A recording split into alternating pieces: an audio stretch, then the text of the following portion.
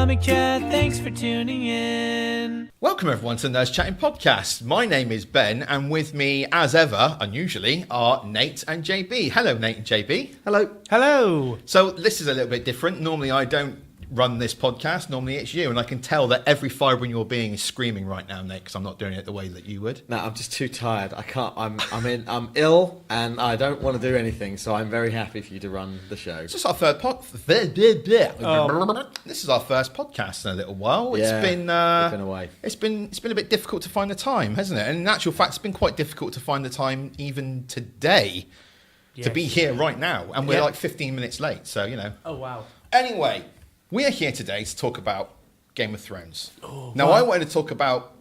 What did I want to talk about? I want to talk about predictions for season 8. And you were like, no, I don't want to do that. And I just want to do something a bit deeper. And I think We like to go deep. I think we've gone Deep undercover. Yeah. Thanks I think very we've much. gone deep. So Game of Thrones season 8 is premiering on Sunday, the 14th of April. Today is Friday. This podcast episode will probably be released... Is it this Sunday? Yeah. Monday. It's this Sunday in America. It'll be Monday, like 2 a.m. on Monday for us. And then shown again at 9 p.m. on Monday on Sky Atlantic. Sky I Atlantic. think I'm going to have to stop my rewatch and just watch one of the recaps because I'm in like mid-season 5. There's no way I'm going to catch up. Just to say that I have watched a recap recently. 2.5 hours of absolute bliss. Well, I think that's what I'll do. It Was was it an HBO? Was it a YouTube special? No, it was on. Well, it wasn't HBO. It was on Sky Atlantic, Sue Perkins. She does the Game of Thrones. She does Thronecast, yeah, that thing. So she was just narrating over little bits of scene. I mean, it missed out some bits, but it was good. So if I was to go to my generic web browsing tool and type in Sue Perkins Thronecast recap, I think you need to do Game of Thrones recap. Okay. Sue Perkins. Perkins. You'll probably get it. If I just smash my face into the keyboard, eventually I'll find it probably. Looks like you've kind of done that already. What's wrong with your face? Cheers, buddy. Hey, buddy. Sorry, Okay, we derailed you a little bit there. How's it feel, hey? How's it feel to be derailed? What are we talking about? Game of Thrones, Yeah. right. So, new season, premiere on Sunday, as we just said. And we wanted to talk about Game of Thrones. I've been desperate to talk about Game of Thrones on this podcast again for a little while. We didn't like... You didn't like / we didn't like. You didn't like, therefore we didn't like my original suggestion. So we've come up with a more deeper Game of Thrones topic. It's like the Borg, right? So I make a decision and collectively we all agree. Right, so we are going to talk about a deeper Game of Thrones topic is power.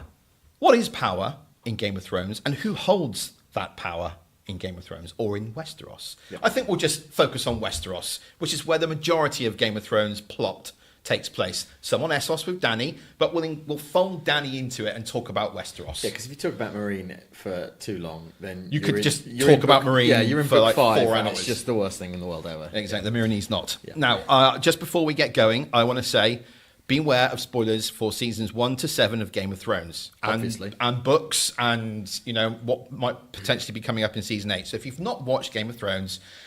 Thank you very much for downloading this podcast and listening to this point. I'm sure you're bored, but please go away because we're going to spoil things for you.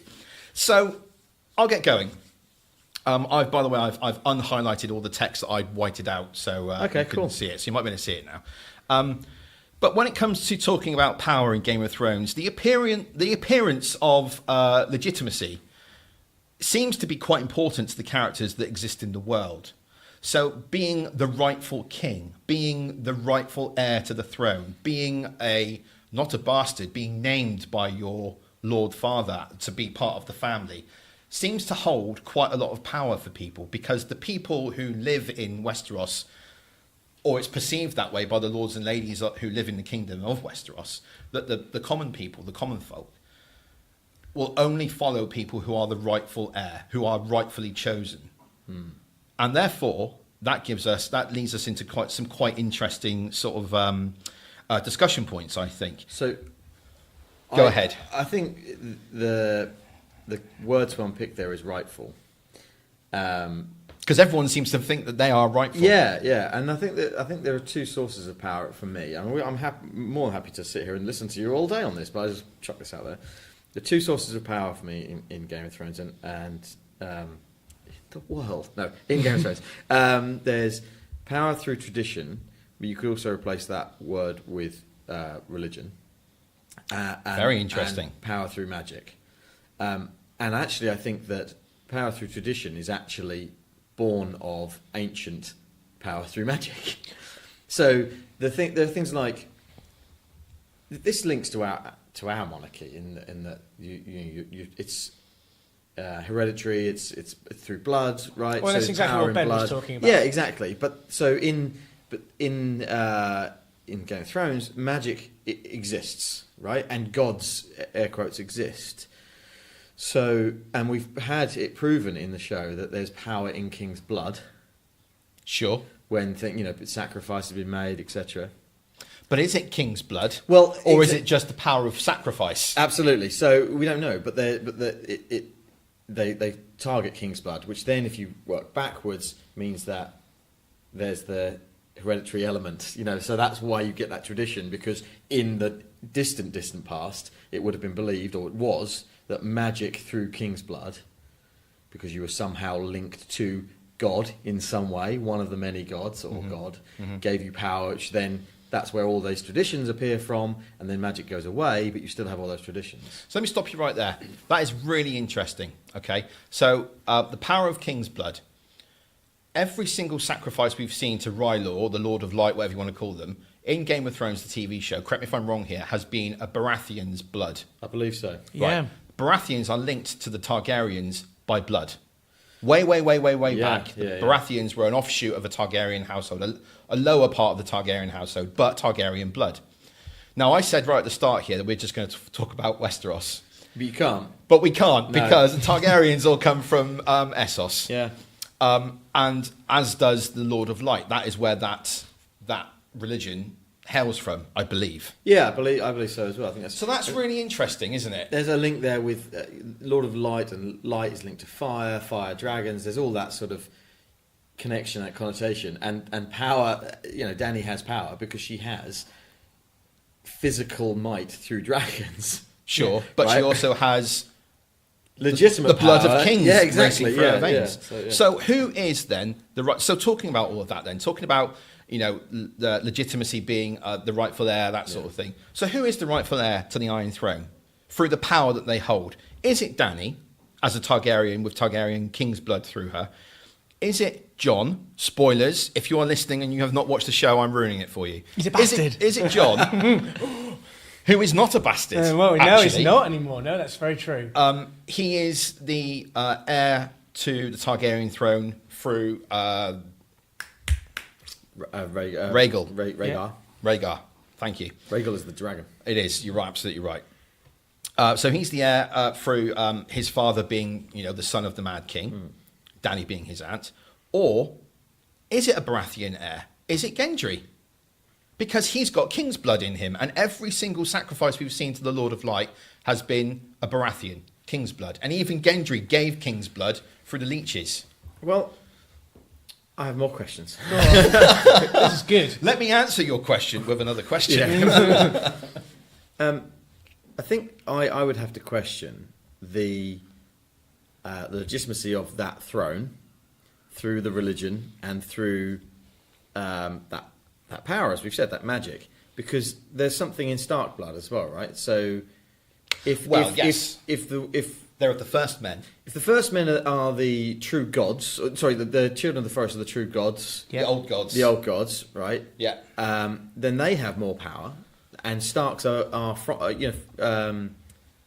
descendants of, inbreeding between the Andals. Is it the Andals? Yes. And the Andals came in and wiped out the children of the forest. Yeah, and then they made a pact. Yes. At the Weirwood Tree. Correct. That's right. On something like some island. The Isle of Gods, the Isle of Faces. No, the Isle of Gods. The God's Eye. One of those. It doesn't matter. There are people listening. What's important? What are you talking about? Yeah. What's important is that it doesn't matter. Well, no, but I think again, what I'm trying to say is that I want to bring it back to religion a little bit more, because I think the gods and the religion of King's Landing, which is kind of the focus of this throne, right, is a bit paganist. It's a bit. There are many gods. There are lots of different ones that they pray to, and we're told again and again and again there is only one true God. And whether you look at that as the Lord of Light or whether you look at that as death, or whether you look at it as the White Walkers and their thing. There's a link across all of those. Well, there's an argument that all these gods that people worship, the old gods, the new gods, the light of the seven, the many-faced god, the drowned god, it's all the same guy. It's all the same deity. Sure, but then is it not? George R. R. Martin wrote this book as he wrote these books as sort of allegory of medieval Britain. Sure, and yes. you go back far enough, you get like the post-Roman England, where you had pagans, which were then defeated by Christianity, and then that's the new gods defeating the old gods. Yeah, and that's what I feel it is, but then also you can tie it back to sort of Richard II and Henry IV and those sorts of things, where you've got the War of the Roses and you've got the true bloodline, which is then overtaken by Richard of Bolingbroke, maybe Henry. This is Henry Bolingbroke. That's him. Yeah. This is your show now, my friend. He takes over, and he's basically Robert Baratheon in that situation. Right. Yeah. And he becomes the true god. Yeah. So there's a lot. Sorry, the true king. Sorry. Yeah. There's a lot going on there about the legitimacy. Yeah. There you go. There's that word again. And whether that power is actually should be focused on the throne down there, or whether it should be considered, the like you say, Essos and the gods from there, and that magic. So, James, you're going to say. Well, I was just going to say, I mean, that was real deep, by the way. Thanks, I mean, we were going to get deep, but when we went that went super deep. It was like I've never been that deep before. Yeah. I think you can go from the other perspective and go, you're really overthinking that. Because actually, if you stripped all of that away, it's just a group of families trying to get more and more and more powerful. And then when they see someone who may or may not be perceived to be more powerful than them, they want them on side. Yeah. That's exactly what they do. They look to whoever they think is going to win. Yeah. So I want to be on the side of the winner. So that's people's perception of the power. So that goes back to what is power? Well, it's the power be, of perception. It's the power of who the armies is the you've got, ruler. the farmlands you've got, the people that follow you, that sort of thing. Yeah, but if you look at just coming towards the end of season 7, so we're racing through a lot of things. Yeah. But at the end of season 7, no one believed in the White Walkers, or Cersei certainly didn't. Yes. And Jon needed to prove it, and they all met, and we all thought that we thought Cersei's going to stitch him up or do something. That's what I believed.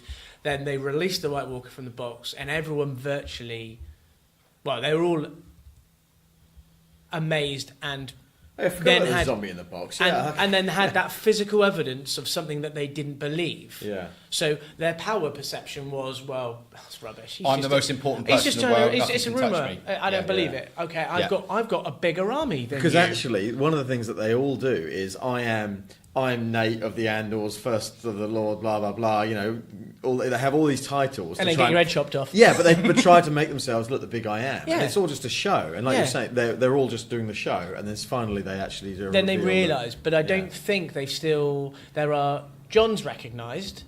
Yeah. And so has Khaleesi. She's recognised and knows this. What they don't know, and then they've seen that the wall is gone. Yeah. So the White Walkers have the dragon. Yeah. Hello. But okay, that's a bit of power, isn't it? Yeah. So okay, I want some dragon on dragon action. Let's stop right there. Well, we'll definitely get something like that in the next season. Let's stop right there though.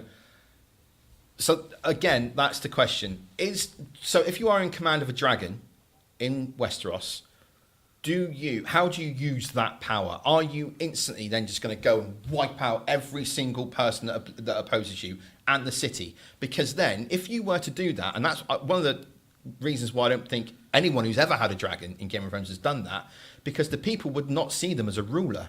No. They see them as a conqueror, an invader. This is exactly what Khaleesi's had the problem with, because she could just rock up and smash everyone to bits. Yeah. But then she's got that perception. Sort of did in season 7. Yeah, at one point. The perception. But not a city, an army. No. But she does get. She does lose it and goes off to. When Jaime goes, what house is it that's got loads of money? Lannisters. Nope. No, he goes and steals the money, and then it's revealed that I can't remember. Isn't it Samwell's family? Isn't it the Tarleys? Yes, but also the Tyrells, yeah. Because Charlies are sworn to the Tyrells. The Tarleys are sworn to the Tyrells. Yeah, the so Tyrells it's all are the lords of Tyrells. Reach. Yeah, so they No, they not wanted. the Reach. The plan was Yeah, the that Reach. Jon and Khaleesi were going to go and take the Lannisters home. They Yeah. went and got it. It was too easy because they had gone to right, get yeah. loads of money. Yeah. So when they realised that, Khaleesi went mental, took her dragon, Yeah. and like just basically breathed fire and just destroyed them. Yeah, ripped Jamie Bobby Lannister's trotting along, tries to kill the dragon, but would have got burned alive if it wasn't for his mate. Takes him under the water. Do you think I might have recently watched something? Nice little recap there. Yeah, no, thank you. A battle in season 7. So you're absolutely right. So she captures all of Jaime's army and basically says you need to go down on the knee, and they don't, and she burns them alive. The ones that don't are burnt. Yeah, the the Tarleys. Tarleys, The yeah. Tarleys. Tarleys, that's right. So For all intents and purposes, end the line of their household because Randall Tarley at that point doesn't. Okay, no, he is aware that his son Samwell Tarly is still alive. yep. Yeah, but he doesn't. But he doesn't know disowned him. that he's still alive and he's disowned him. Yeah. So they saw each other in season 6, didn't they? Not So in season what 7. you're saying about is yes, you could. That is wielding power. I've got something that you haven't got, and it's stronger than that. But you need a plan B. I don't care if you've got dragons; they can be killed. Well, also as well, if Dany swoops down with her dragons, doesn't destroy cities, but defeats her enemy in the Lannisters and the White Walkers and the Night King, Yep. all the Whites and things like that, are the people going to just instantly accept her as the ruler, proclaim her the Lord of the Seven Kingdoms? Nope. Are they going to accept her like that? I don't But why? Because she's got a dragon, and a dragon is the most powerful thing in the world, right? Yeah, I want to follow people for respect, not for fear. Go back to Excuse the whatever the hell that is flying I over. believe it's a dragon. Yeah. Go back to Robert Baratheon and what Tywin was saying about him, Tywin Lannister, that Robert believed that winning the throne was the same as ruling. And they're different things. So Yes. Daenerys is going to come in, has come in and just going to wipe the floor with everyone and going to be the queen. But is she able to rule? In Meereen, she failed miserably. Wow. She learnt. You're She right, learnt. she did fail. Yeah.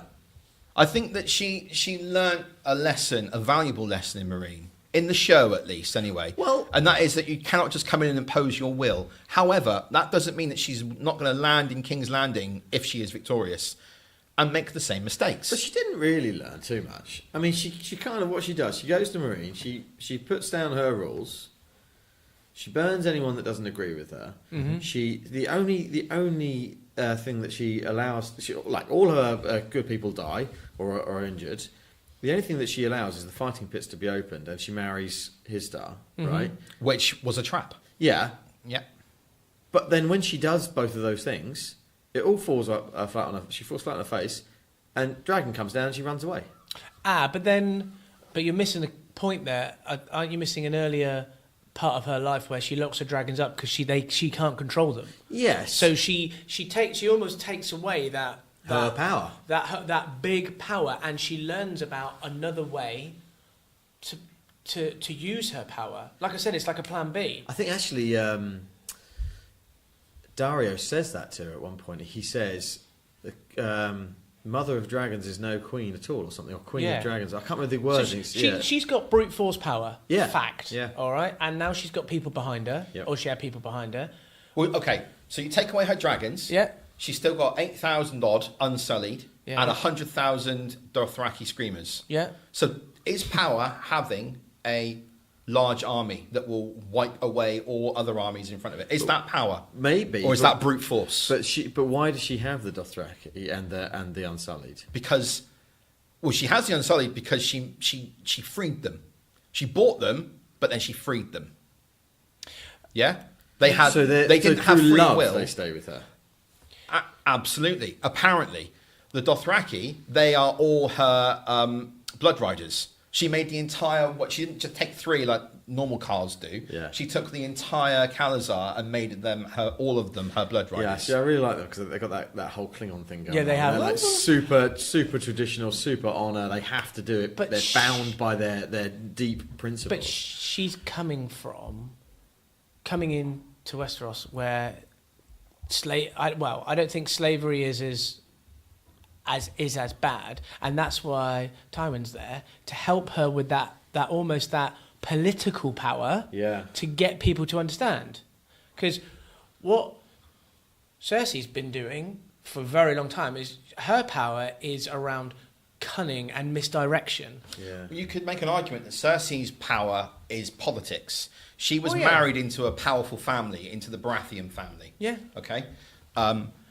She has positioned herself. She positioned all of her illegitimate children to become kings or queens if Marcella had lived once Robert was dead. Yeah. And now they're all gone. She's moved herself in as monarch. Yeah, but I don't think she was expecting herself to be there. No, but through her actions, through the political manoeuvres that she's made, she has ended up as queen. Well, she just doesn't... So is that power? Well, is politics power? She generally doesn't give a shit about anyone else apart from herself. Yeah, agreed. And she will do anything to get to that, even if it means hashtag a small prediction that she puts Jamie in the firing line. The apparent love of her life. She's made decisions about her sons. So one of them got poisoned. She's not a lot she could have done about that. But then she put all her enemies in the Sept of Baelor. Yeah, and then smashed that up. So that's very interesting as well. Let me stop you there, James, because you've reached a very good point there, and also that sort of dovetails into what you were talking about earlier on, Nate, and that is religion. So the faith of the Seven were, for all intents and purposes, taken over by the High Sparrow, and they were turned into the faith militant. Why was he called a sparrow? I think it was meant to be that like sparrows are normally in like a pack. There's lots of them. They're sort of a drab colour, so they're not necessarily flamboyant and loud, and they don't, like a I don't know, yellow tit or a behave. Or like a magpie that's shiny, that sort of thing. They're not those. They're the sort of more plain, more pious is the right word, isn't it? Yeah. If you want to learn any more about birds, then please follow Nate on Instagram. Go on Instagram. There's no need to mock me because I like birds. I've got a Twitch. It's fine, yeah. Anyway, the Sept of Baelor, the faith militant religion. Yeah. The faith militant almost completely destroyed the Lannisters. What? And how did they do that? Because I know why. Good question. How did they do that? Well, they James? basically spoke to the people, and they saw the people in poverty saw the Lannisters up high, and what they did was saying, "Well, look at all of this poverty. You're not doing anything about it. I'm going to bring you back down to this level." So Cersei made a wrong decision there, fundamental wrong decision. Yeah, she gave them power, and which she thought would help her. So she's learned from that, but she was even more pissed off after she did the walk of shame. Very interesting what you said there. They convinced the people. Nate, what have you got? Well, she legitimised them to have power because she wanted rid of the Tyrells. But they only had power because of her, and it then comes back round to being mob mentality, like you say, and the sort of civil movement, but it still links back to that tradition of the people believing that the person sitting on the throne is closest to the gods. Yeah. And so that the power the sparrows had, I mean, there was some physical power because she gave them an army, didn't she? Yeah. She allowed them to be the faith militant. Yep. But they would have done that anyway. They would have. They were becoming that. They were ready. But she just legitimised it. Yeah, she hugely miscalculated what she'd planned. She is like probably out of all of them, probably the best chess player. That's what I would say. She's thinking 5 or 6 moves ahead of all the other people. You know that. You look at Jon's power through the seasons. He's had nothing. More. If it wasn't for Sister Ginger Ale, Sansa, thank you. He would have been a goner against Bolton. He would have been gone. Bastards, if it wasn't for her. So power is family. It could well be. And what are the Starks? Not the Starks' words, but what do they always say? When the snows fall and the white winds blow, the lone wolf dies, but the pack survives. Yeah. Wow. So is power family? Well, it's family with a bit of magic now. Yeah. How do you like those apples? That's very good. So Did he fall for it? This is a line that is said in season 2, episode 3 of Game of Thrones. The episode is called "What is Dead May Never Die." Okay. Now I sent this to you guys the other day. I'm sure you watched it. If not, I'll remind you of it now. I watched it 3 or 4 times, Ben. I could repeat it to you right now, but I don't want to. I choose to wield my power of saying no. I'm going to draw this what is power conversation to a close, and then we're going to move on to who holds the power. So I'm going to edit the conversation in here, but I'm going to read it out to you, which I'll cut out. Okay. So it starts with Varys. He says, "Power is a curious thing, my lord. Are you fond of riddles?" Why? Am I about to hear one? 3 great men sit in a room, a king, a priest, and a rich man. Between them stands a common sellsword. Each great man bids the sellsword kill the other 2. Who lives, who dies? Depends on the sellsword. Does it? He has neither crown nor gold, nor favor with the gods. He has a sword, the power of life and death. But if it's swordsmen who rule, why do we pretend kings hold all the power? When Ned Stark lost his head, who was truly responsible? Joffrey, the executioner, or something else? I've decided I don't like riddles. Power resides where men believe it resides. It's a trick, a shadow on the wall. It's very true. so discuss. Wow. Well, so power is a trick. So one of Cersei's lines, and actually I've got this on a photograph of Lena Headey because I met her at the London Film and Comic Con. She just wrote, "Hi Nate, power is power," and signed it. I just thought that was quite Nice. good. Yeah. So, going back to her, there's a line in season 1 which she says to Ned Stark, which she offers Ned Stark an olive branch. When Ned Stark has found out that all of Cersei and Robert's children are actually Cersei and Jaime's children, he says, take them away, run, hide, I'll get you gone because you will not get away from Robert's wrath. Now, knowing what we know now, he is saying that to her because he knows that Jon would also not escape Robert's wrath because Jon would be killed if Robert actually found out who he really was. Yeah. That's an interesting little callback there. So he gives Cersei that olive branch. He says, take your children away, go, because you won't escape Robert. Yeah. She doesn't, and she says these words, when you play the Game of Thrones, you win or you die. Yeah. So power is a trick. Yeah. But It's when you're perception. playing games of power, when you play the Game of Thrones, you have got to win or you are gone. It's absolute perception of what you know at the time. So going back to the Ned conversation with Cersei, he was saying that just as Robert died, wasn't it? Was he? It was just before, yeah. Yeah, Robert just was before. out, So he yeah. didn't know that was going to happen. So Yeah. he basically, Ned played all his cards and went, there you go. Cersei wouldn't have been able to beat him, but was giving off like, fair play to you, but you know, this is what's going to happen. Then it fell into Cersei's hands that Robert died. Well, did he die? Did he die from heart? I don't know how he died. He was secured by a boar. Yeah, but it was because he was made to drink too much by Lancel Lannister. Yes. Right. Okay. So normally he would be able to kill a boar, no problems. But Yeah. because Lancel kept plying him with alcohol So because Cersei told him to. yeah. So Cersei had played that. So again, thinking about the chess, she knows that Bram had seen her and Jaime. So could he have said anything? We don't know. But she was that far ahead. Because they sent the assassin to get. This is all season 1 stuff, isn't it? Yeah, exactly. Joffrey sends the assassin. Joffrey sent the assassin, yeah. Yeah. Oh, what a prick he was. Yeah. So yes, it's perception and knowledge. That's really interesting. I think you're really onto something there because That's what Ned, we talked about at the beginning, the appearance of legitimacy. Well, Ned believes he has power because he has honour. Yes. He believes his honour gives him power over everyone, but it doesn't. But that is his perception. It does. It does. It If does you over don't- the Stark people because people follow him because he's such an honourable man. Yeah. Then he goes there's- into another land and Yeah. these people aren't honourable. No, There's and they're the- from a there's the different line. breed. There's the line. Starks who travel south don't tend to do very well. No. Starks are honourable. They go somewhere where honour means nothing. They die. Well, yes, I guess it's. You're absolutely right. If you say it's like a gentleman's agreement, isn't it? Yeah. I bet you £5 if this happens. Oh, in fact, we had a gentleman's agreement where I won some popcorn, and you. I've paid my dues. Exactly, you're like a Stark. I've paid my dues. He's a we're even. Lannister. He's definitely a Lannister. Shut the front door.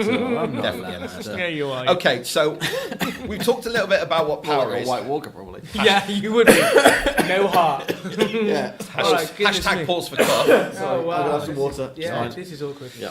So we've talked about what power is, and it's a trick, and it's perception, and it's people believing they are right, etc. So let's talk a little bit about. We probably won't have to spend too much time on this because we've talked about it a little bit already. But who holds the power? So obviously, we'll go. I'll go down a list that I've got here, okay, and we can talk about it. Hang on, just to clarify. Yeah, Who holds the power, or who should have the power? I'm talking about who holds the power. When Game of Thrones started, Yeah. all right, Oh, season 1, episode 1, who held power within the Seven Kingdoms, within Westeros? All right, okay. So whoever is sitting on the Iron Throne. Sorry, James, go Bobby ahead. B, yeah. Well, that would be your viewpoint if you were in Game of Thrones, but as us watching it, you can see lots of other things happening. So the small council. It wasn't Robert Baratheon. It was a small council. So Yeah. let's talk Yes, about you're absolutely right. Yeah. let's talk about where it was, Okay. and where it might be now going into season 8. All right. So it's whoever sits on the Iron Throne / the small council, because Right. Robert attended 6 small council meetings in 15 years. Yeah. Yeah. Okay, fine. Then you break it down because it's a feudal society. All right, you break it down. So there are lords then of the Seven Kingdoms. So you've got the ruler of the Seven Kingdoms and then the lords. So you've got in the north Stark, in the Riverlands, I believe it's Frey. Yeah, it's Frey. Yeah. is that the dude that looks after the bridge? Yes. Yeah, cool. The thanks. twins. Yeah. Yeah. In the Westerlands, it's the Lannisters. In the Vale, it's Arryn. In Dawn, it's the Martells. In the Reach, it's the Tyrells. And all of those families have banners, have other families who are loyal to them. So taking it, for example, the Tyrells, the Tarleys were loyal to the Tyrells. And in season, whatever it was, when they turned on them, I think it was 6 maybe, Yeah. Randall Tarley, who was like a great military leader, advisor, said to Jaime Lannister, look, this is very difficult for me. These are my lords, and you are telling me to betray my lords. I've sworn oaths. I've bent the knee to these people. I've sworn fealty to these people. And you want me to just throw all that out the window and kill them? Because the Lannisters had aligned with the Targaryens up until the final Yeah. part of Robert's rebellion. Yeah. So for the Tarleys to then side with the Lannisters was very difficult because they didn't like that they had turned coat. That's right. Talking about Robert's rebellion, let's stick a pin in that and we'll come back to it. Can I also just say about when you talk about individual power, Jamie had individual power till he lost his hand. Absolutely, yeah. He was the shit at the swordsman. Absolutely. So his He power was the shit at the swordsman. Yeah. his power, was derived from his skill. Yeah. Yeah. You wouldn't go toe to toe with him. No. You would not. And he did lose all of that power immediately because everyone said, "Well, you're a one-handed swordsman who can't fight with his right hand." So Yeah. So what does Jaime have to call on now? What is Jaime's power now? his name. His name and I would argue. and potential honour. I would Yes. argue not his name anymore. No, but so the common people, he's Jaime Lannister, right? But you're right. When he influences people who may not be influenced towards him at the time, it is his honour now. He's got Stark sensibilities since spending time with Brienne. Yes, because he was that selfish Lannister. Yeah. But then when he jumped into the bear pit, we didn't really think that was going to that would be there, but it happened. He's one of the most interesting characters in the show for me and the book. He's conflicted because he actually is that honourable person all the way back. He's so honourable that he killed the king for a far better reason than anyone ever gives him credit for. He thinks it's because his father turned coat and the Lannisters switched teams. He killed the king to do a great thing because the king was going to kill so many people. And he's so honourable, he takes that on the chin. He's always called Kingslayer. Yes. And he never explains it to anyone. He's so honourable for that. Yeah, and I Doesn't think that's kill Ned Stark when he pretty much has him at his mercy because it wouldn't have been clean. Yeah. He does sleep with his sister though. So Sure, yeah, there's there's some arguments there. Okay, so I'll ask very everyone in the room quickly. is just like, oh god. So how do those guys retain power? So they have to almost have the same sensibilities as the king, right? Because if they're too kind to people, if they loan people money, like Tywin Lannister's father did, they are taken advantage of. And then you get situations like the other... What was the other Lannister... not Lannister, sorry, in the Westlands? Was it Rhaenys? The Reigns of Castamere, whatever it is. Reigns of Castamere. They tried to usurp the Lannisters basically, and they were completely wiped out. Yes. That's So where the you sun can't comes be from, isn't it? exactly. You can't be too kind. You've got to be just, and you've got to be honourable, and you've got to be you've got to not play the Game of Thrones almost, but you've got to lay out on the line. You've got to lay down the law and say this is what you can and you can't do. And if I loan you money, you've got to pay it back. And if you don't, then something else that happens in Game of Thrones, they take family members away to stop wars happening. So when the Iron Islands rebelled, they took Theon Greyjoy. The Starks took him on as a ward. So that there's a bit of power there in terms of threat. Absolutely, Well, yeah. Threat is power there. If you rebel again, we're going to kill your son. But then that backfires when you get someone like Stark taking on a Greyjoy, because he wouldn't. No, of course he Ned just wouldn't do that. He would do everything in his power to negotiate before going to war again or before harming Theon, because basically he raised Theon. Yeah. But surely Robert knows that. So why would Robert give him to Ned? Well, Because Robert was delusional about Ned. He didn't. He's delusional about lots of things. He didn't know that Rhaegar and Lyanna really loved each other. That's true. He didn't know that Ned was protecting Jon. Absolutely. Robert only sees his friendship on the surface level with Eddard, and he sees his love for Lyanna. That's all he sees. He doesn't want to see anything else. He sees his history through rose-tinted glasses. And he would have said to Ned, These are the people that are taking on wards. You're taking a Greyjoy. And if Ned had spoken back to him, he would have said, "I'm the king. You do as you're told." Yeah. Because Robert believes in his power. Now bring me my... his legitimacy of that power, because he won the throne. yeah. Okay, now I've got a very interesting one for you guys. What about maesters of the Citadel? So there's one in every castle, and there's one on the wall. Do the maesters benefit the realm? Does the power that they wield benefit the realm? So they hold counsel with the lords. They provide teachings to the little lordlings and ladies and things like that. But there's also an argument that they stifle growth within Westeros. I know a little fan theory about the Maesters, if you'd like me to... I would love you to tell me. Is it about them monopolising intellectual development and scientific thought? Well, no, they definitely do that, but... excuse me, sorry, #pause for cough. There's the book, the coffee table book that was released... The World of Ice and Fire? World of Ice and Fire. Yeah. That's essentially written like a maester, right? It's written by a maester, yeah. Yeah. I can't remember which one it is. It's got a really lovely moment in it where it's got something about the king at the time. Yeah. And you can see it like scribbled out behind It's written for Robert. For Joffrey, and then scribbled out again for Tommen. Because essentially it took so long to write the book that 3 kings took over. Anyway, so the opening sequence of Game of Thrones, right, is a clockwork world, right? Yeah, so sure. the cogs, the cities that come up, you could almost say that they are sort of maybe real. They're physical. They're a physical thing, yeah. Yeah. And you keep getting these sort of magnifying glass things switching over in front of you to look at those different areas. Wouldn't it be interesting if the whole of Game of Thrones is actually just through a maester's eye, looking at the different worlds, different cities and different realms? And yeah, that's the fan theory, is that's why that opening sequence is like that, because George R. R. Martin said, "I'm writing this as if it's a maester telling the story." And is that maester Samuel Tarly, and he closes the book at the end, puts it away, and then that's it. Off Maybe. he walks. Because the maesters don't get involved in anything political. Well, they give advice on Right. how to keep your house safe, right? safe. Keep your keep running.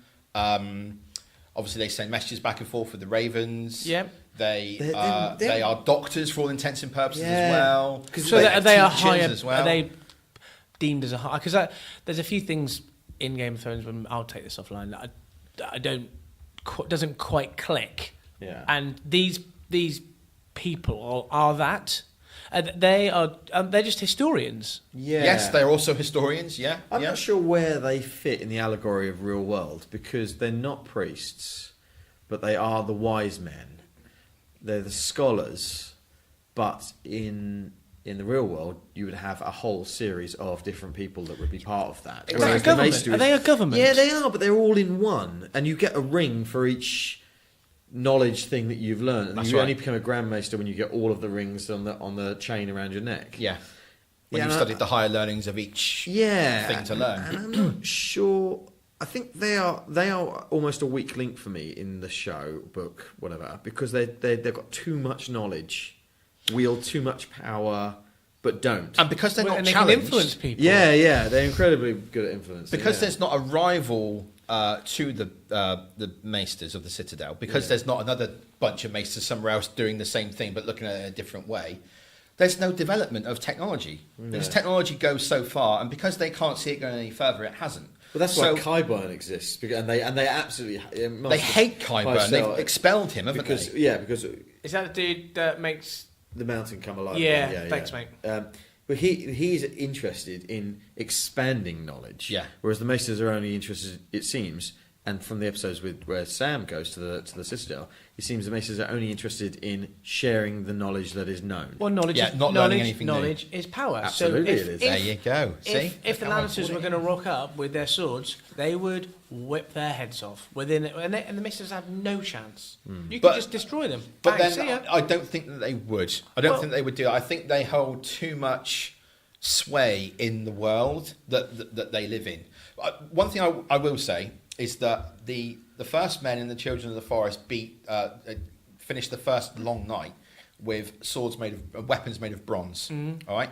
When the Andals came over, they brought over steel, and the bronze swords going up against steel swords or steel weapons, what have you, completely wiped out. But there has been no real economic, technological development in Westeros since the Andals turned up 6,000 years ago with iron swords. Because magic exists. Yes. In our world, we have to have industry. But it didn't for a long time. No, but and the Maesters have perhaps stymied Stifled. that. Yeah. Just Sure. stifled it. There you go. See? Maesters. Power. I Funny. had a thought then, and I can't remember. Oh, what I was I've gonna squashed say. it, sorry. Brilliant. Oh, I know. I was going to say. Oh. You know, in the oh, shut up! You just don't want me to talk. You know, in Bronze Age, real world, did you know that the warriors used to take two swords into battle? Do you know why? Because one would break. Yeah, it was incredibly brittle. Yeah. So Yeah. in the middle of a battle, your sword would shatter into a million pieces. So you use your second one. When that breaks, you just die. Yep. Or you pick up someone else's There if you it's go. not Wow. already broken. Thanks for that. fact for you. Yep. Yeah. Brilliant. I can't defend myself. I'm too tired. Okay. The last Stop things- laughing at me, Bingham. The last things I've got with holding power before I want to just very quickly touch on Robert's Rebellion is, and we've talked about it quite a bit already, is religion. So the religions and the power that they hold. So there's the faith of the seven. We talked about the faith militant almost destroying the Lannisters. Yeah. The many-faced God and followers of that can basically become anyone. You Yeah. know, take their face, become anyone, infiltrate anywhere, kill people at will. The many-faced God is still one God, and Yes. it's death. Or is it Rylor? Well, exactly, and that's what I'm saying. I think they're the same. I think they're one and the same, and I think that maybe there's an argument that there's allegory of Judaism and Christianity, and are they the same God, etc. You know, there's something in there. There's a seed of they've come from the same source. You know, that sort of thing. And I think of, it's a Song of Ice and Fire. I think of the White Walkers as the gods of death, and sort of dragons and Rollo, however you pronounce it, Rylor being the god of light and life. That's kind of how I see it. But it's just Aren't the White Walkers basically climate change? I suppose so. Yeah, it's But we climate haven't- change generated by people putting dragon glass in other people's hearts. Yeah, maybe. I thought it was. Oh, right, Am sorry I about wrong that. in My that bad. assumption? But we've talked about power, but we haven't even really touched on the White Walkers. Yeah, well, And and they're- just like the show hasn't, and the books haven't. Well, but they're pretty nails, aren't they? Yeah, and they have power through fear, right? Well, Because you will they're die. pretty unbeatable. Yeah, well- As we perceive it. Okay, There are two ways of killing them. yes, Dragon glass and picking out the main man, and that takes them all down, doesn't it? no, the Valyrian steel. Valyrian steel, thank you. Yeah, which is the swords that there are only a few of that. But I thought that John has. in one of the episodes that they killed like one of the head honchos within the White Walkers, and the others took down the others, and it took down whoever they controlled. So it looks like in the show, I don't know if this will be the same in the books, but if a White Walker raises you from the dead, Yeah. and then that White Walker is killed, anyone who he has raised dies. Yeah, that's right. So at the moment, who's the main dude? The Night King. The Night King. Thanks very much. Yeah, he brought the dragon up. If you do him, everyone's gonna go. All right, let's quickly skip on. What are you talking about skipping on from doing him? Yeah. I want to ask a real quick question. The Faith of the Seven, so it's Christianity, right? But then the Faith Militant is what? No, The Faith Militant is the Faith of the Seven is the Roman gods. I think it's the god of love and the god of war and the god of. Is it? Yeah, that's what I think it is. So if it is, what is the Faith Militant compared to that? See, I would say that if the Faith of the Seven is Christianity, then the Faith Militant is like or it's like I don't know, some kind of like white power belief in Christianity or something like that. So, you know, yeah. Because I kind of always want to stick with the medieval theme, but I know you're saying you're doing the sci-fi thing. This is telling us something about our modern life, absolutely, but through. But you're probably right. It probably is more medieval than up to date. Well, I mean, if you stick with that, then yes, it's probably that because. Or is they're going to enforce their religion on the rest of the world in a very physical and violent way. Absolutely, no matter what you say. Okay, right. Very quickly, Robert's Rebellion. Because Robert's Rebellion, or the War of the Usurper, whatever you want to call it, is basically very important to where we are right now because it is going to tell the final story of Dany and Jon and what happens there. Right. So Robert's Rebellion is all perpetrated on a lie. And that is Robert looking through rose-tinted glasses, believing that Lyanna loved him, was kidnapped by Rhaegar, and he's going to do whatever it takes to get her back. And if that means he's going to take out the king and make the realm bleed, then he's damn well going to do it because Robert is always right. He's such an idiot because even there was a tourney, whatever you want to pronounce it, and Rhaegar unseated Barristan Selmy, and he took his favour afterwards, and instead of going to his wife, Lyanna Martell, he rode past her and gave it to Lyanna Stark in front of all of the lords of the Seven Kingdoms. Crowned her the Queen of Love and Beauty.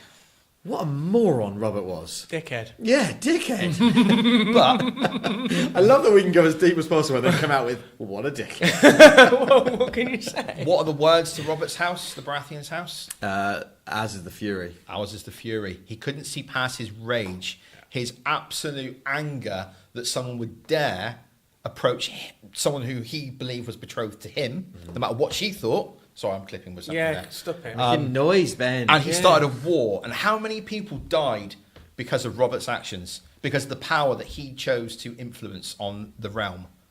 How many people died for that? Lots. 12. What does that tell us? 12 people died. 12 people died, okay. Yeah, Let me just check your numbers on that. Yeah. You're absolutely right. I knew on Wikipedia it would have it. Yeah. I followed Stannis for a long time. Stannis was my man. You were a big fan of Stannis, weren't you? Stannis, yeah. What made you turn? That he died. Really? Yeah. I thought Stannis was the rightful heir. Well, he was the rightful heir Yeah. if you believe that the Baratheons' rule was right. If you believe that the power that they took was just. But from what we have learnt of Robert's Rebellion through Bran's green-seeing into the past or what have you, it was all perpetrated on a lie. So just to say that you followed him all the way up to his death and then thought, nah, maybe not. Yeah. Even after he killed his daughter. At that point, I was a bit like, ooh, oh well. But he was being heavy was the head that wears Heavy lies the crown. Yeah, he was being influenced though, wasn't he? He was, yeah, by the Lord of Light. Yeah, supposedly. The power to see the future. I can't believe you didn't think that. Up until we died. Right, okay. Yeah. Just killed his daughter. I guess because I think in the book Stannis is this. He's kind of a bit Starky. He's so honourable. Yeah, and so like strong with his beliefs and strong with his principles and rigid. I actually thought that the Stephen Delane was cast incorrectly at first. I thought the guy that plays Davos, and I forget his name. Oh yeah, I know who you mean. I The thought- really Irish like him. guy. Yeah. I thought he, in my mind's eye, was better suited to play Stannis, and I thought Stephen Delane was better suited to play Davos. As the show then progresses, I'm like, oh no, Stephen Delane's one of the greatest actors ever born. And great for Stannis. But my mind's eye of him was more what Davos. Yeah, I think he was perfectly cast. Yeah, but no, I see your point. Right, okay. We've talked about what we want to talk about with power. Let's do it very quickly, no longer than 5 minutes. Predictions for season 8 Game of Thrones. Everyone dies. Everyone dies. Yeah, in fact, actually, I don't think that's a prediction, but that's what I want. You want everyone to die? Yeah, I want the Night King to take over. Wow. Yeah. I think that would. But what would then happen? Would the Night King not be happy with ruling all of Westeros? Would he then move east? No, I don't think he Essos? has any feelings. I don't want to explain to me. I don't want to know anymore. I just want to see him sit on the throne, and that's the last shot you see. What about the theory that the land of always winter connects through to At the back of Essos. The back of Essos. Oh, that or would be beyond brilliant. Essos. That would be brilliant. So I don't know if people listening know, but because the map ends at the far north and the far east. Yeah. And there is someone has drawn a sort of fan map of because in the much further northeast of Marine is a cold place. Oh, interesting. So and that's sort of known from George R. R. Martin's. It is known. It is known. So I really love the idea that it's sort of one world, one landmass. But whether it will be or not, I don't know. But don't forget, we're getting the TV show set in the medieval times, so maybe we'll get something from that.